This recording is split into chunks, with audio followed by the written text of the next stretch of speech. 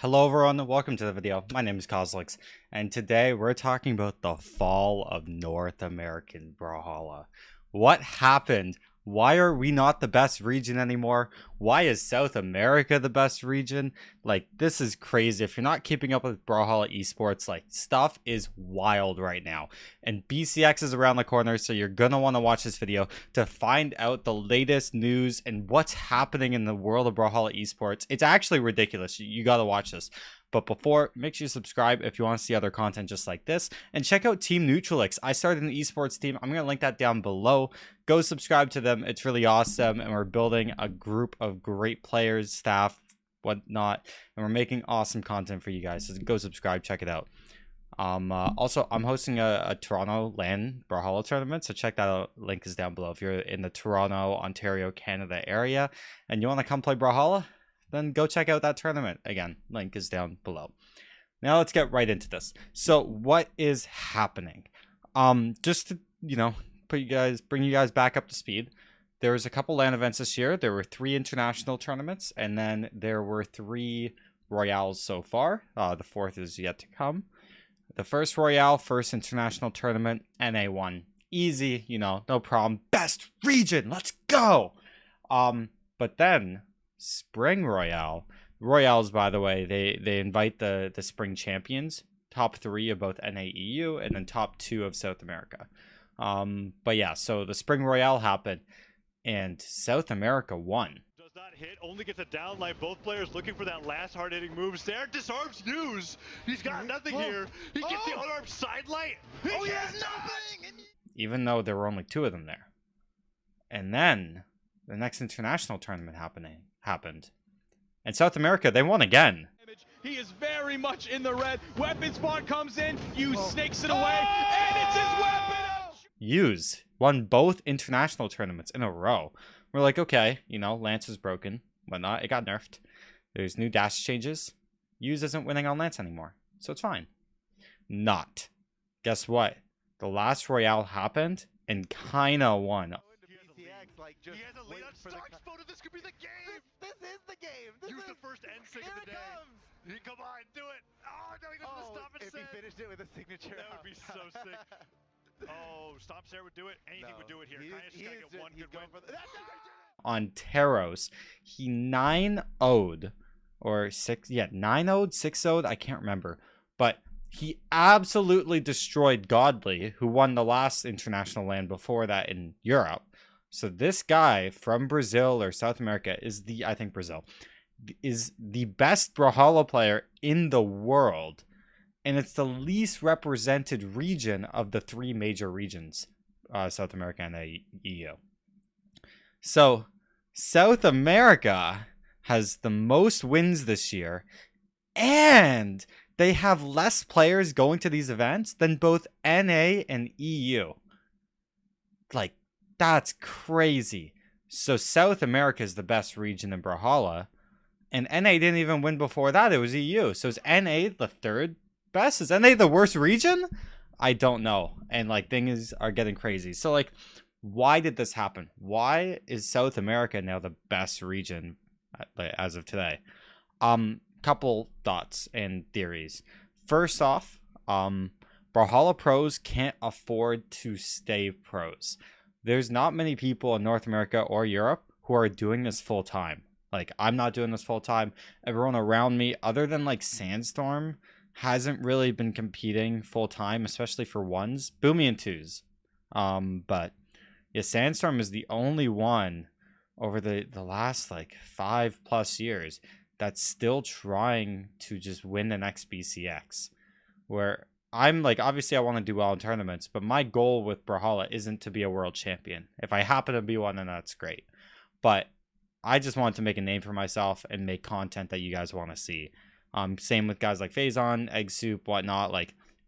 Phazon, maybe he wants to win a world championship, but our motivation, it's not all the way at the top because we can't afford to throw our lives away for this game. It doesn't bring in enough money at the end of the day. We can't afford to do it, and it's not fun for us. It hurts on the wrist. I know Luna is dealing with some wrist problems. We'll see. For now, I know he's doing this full time, but We'll see this current generation, like Stingray's at school now. I'm still finishing school. Where in South America, the dollar matters so much more that like these players can really focus on this. This is a theory. It's not 100% confirmed. So that motivation of you can do this as your job for the rest of your life, and it's a video game, like that doesn't go through a lot of people's heads here. For us, it's still for fun. That happens to give us money, and it's great, but still for fun. Where like these South American players, their work ethic, because they know how promising and lucrative it can be for them and their families, it's unmatched. And I think that's partially some of the motivation. I'd love some South American players to let me know down below what are your thoughts on kind of that topic. And also in general, like the pros in South America, they've been around for a while, still really focusing on improving. Like Fiend, for instance, I know like Lores has been around for a little while, even though he is young. I think Kaina's been around for years now too. It's just the lands and the pandemic being over has really given them a golden opportunity. It's so interesting.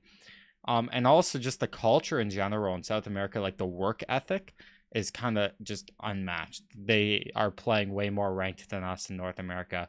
They're sparring each other. They all want to be world champions. They're envious or jealous of Sandstorm, what he's done, and they're like, I can do that. And there's so many of them that can think that way.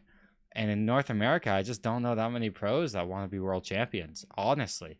There's usually a phase where it's like from age 12 to 16, you want to go pro, then you go pro, then you do your best for a couple years, and then you have to figure out what you want to do for a job. And it's that cycle over and over again. All the people I looked up to aren't competing anymore. Maybe just like Boomy. That's about it. And then the people in my generation are like all barely competing. And even the next generation is about to end. We're going to get a new generation with Balloon Boy and Mowgli and Flower, and we'll see what happens. But it's so interesting. And same in the EU. Like I looked up to Addy Mestic, Multimum, Stimpy back in the day. You guys don't even know some of those names. And they're just not around anymore. They're busy with their own lives and families. And Daiku is gone too. And Dobrain. But South America, they want it. They want it way more than anyone. It's so interesting. But let's talk about the future, because there has been something interesting. As you guys know, Sandstorm is back. Whoa, yeah, Sandstorm has to go real low there. Oh, missed the ground. Maybe a turnaround. He got the dodge on that too, so he gets 2. And that's just the stock. Corner. Oh, landing nice. there. Oh, Dude, that was freaking godlike. And that was off a reaction to that dodge as well. Sandstorm just gets another perfect boots. He's motivated. He wants to win BCX. And although he has competed in Valencia and at this Royale and lost to South America, especially at the Royale, hit there, that side signature covers that distance. but these snares from Kaina might cover a little bit more vertical space. Oh Stomp, my gosh. Scoop up, weapon toss, trying to give some coverage, but a stop. he's only getting better and better, and he's getting back into things. So is he going to save the day for North America and put us back on top of the world map? Maybe. We'll see. But either way, Sandstorm or not, the rest of the region is falling behind. And it's so interesting of why and what's going to happen at BCX. Every single region has won a major LAN this year. There's EU in Valencia, NA with Impala and San Diego. Sandstorm got second. And then Use at DreamHack Dallas when there was like barely any Brazilians there, South Americans there. It's crazy. This is the most interesting year of Brawlhalla esports ever, and it's going to shape history. Honestly, I think South America is going to be the best region long term, but that is crazy to say, and I didn't think I'd ever say it. I also want to add the next generation of NA pros, like the cycle hasn't, I don't see an end to it yet. Brawlhalla, like obviously the esports is big and they're paying a lot of money, which is, they're putting in a lot, which is phenomenal, but it's still just not a consistent job. Even if you're in top 5, top 6, like you're making good money, don't get me wrong, but to like dedicate your life to the 50 grand a year that you're making that like isn't proven to be scalable if you're not doing content outside of it, like it is a hobby. And I've talked to these top NA pros, a lot of it's a hobby, and eventually want to quit once they win. So it's going to be very interesting. We're going to see what the future is like. If you want to stay tuned on this story, I'll keep you guys updated. Subscribe to more Cosolix. Check out my main channel, Cosolix.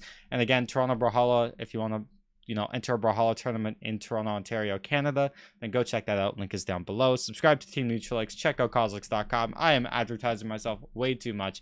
I hope you enjoyed the video, and let me know your thoughts down below. Do you think North America will be on top once again? Because right now it's looking like we're the 3rd best region. And I don't want to say that I'm barfing in my mouth, but I have to. It's the truth. Thanks for watching. I'll see you guys later. Peace.